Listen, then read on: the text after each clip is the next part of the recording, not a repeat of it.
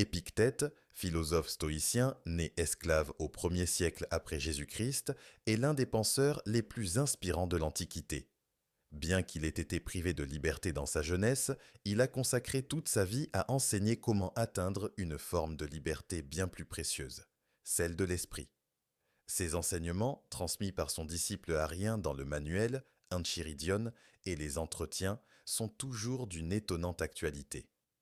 Le cœur de sa philosophie repose sur une idée simple: faire la distinction entre ce qui dépend de nous et ce qui n'en dépend pas. Il ne sert à rien de s'inquiéter de la richesse, de la santé, de la réputation ou même de la mort, car tout cela échappe à notre contrôle. En revanche, nos pensées, nos jugements, nos désirs et nos actions dépendent entièrement de nous. Ainsi, la liberté véritable réside dans notre capacité à maîtriser notre esprit. Il écrivait: il ne dépend pas de toi d'être riche, mais il dépend de toi d'être digne. Cette dignité intérieure passe par l'acceptation sereine des événements. Selon Épictète, la vie est faite d'imprévus et il est illusoire de vouloir tout contrôler. La sagesse consiste à accueillir le réel tel qu'il est, sans plainte ni révolte. Il disait: n'attends pas que les événements arrivent comme tu le veux, décide de vouloir ce qui arrive et tu seras heureux. Ce n'est pas une résignation passive, mais un choix actif. Transformer chaque difficulté en occasion de progrès moral. Un autre aspect fondamental de son enseignement est la maîtrise des jugements. Ce ne sont pas les faits eux-mêmes qui nous troublent, mais la manière dont nous les interprétons. Ce n'est pas la mort qui fait peur, mais l'idée que nous nous en faisons, affirmait-il.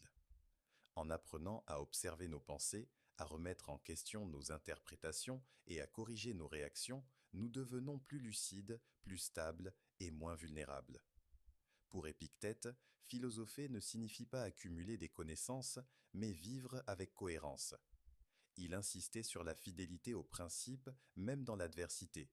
Ne dis pas que tu es philosophe, agis en philosophe. L'essentiel n'est pas ce que l'on prétend être, mais ce que l'on montre à travers ses actes. L'authenticité, la constance et la tempérance sont les signes d'un esprit véritablement libre.